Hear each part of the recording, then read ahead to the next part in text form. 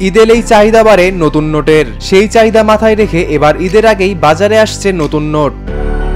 এবার ঈদে মিলবে 1000, 50 ও 20 টাকা নতুন ডিজাইনের নোট।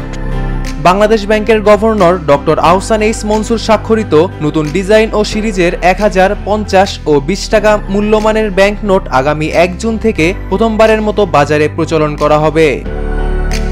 বৃহস্পতিবার বাংলাদেশ ব্যাংকের যোগাযোগ ও প্রকাশনা বিভাগ এক বিজ্ঞপ্তিতে বলে, বাংলাদেশ ব্যাংক বাংলাদেশের ঐতিহাসিক ও প্রত্নতাত্ত্বিক স্থাপত্য শীর্ষক নতুন ডিজাইন ও সিরিজের সকল মূল্যমানের নতুন নোট মুদ্রণের কার্যক্রম গ্রহণ করেছে।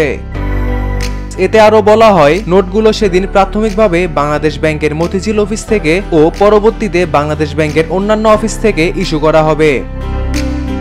এই সকল মূল্যমানের নতুন নোটের পাশাপাশি বর্তমানে প্রচলিত সকল কাগজে নোট এবং ধাতব মুদ্রাও যথারীতি চালু থাকবে বলে জানায় বাংলাদেশ ব্যাংকের যোগাযোগ ও প্রকাশনা বিভাগ।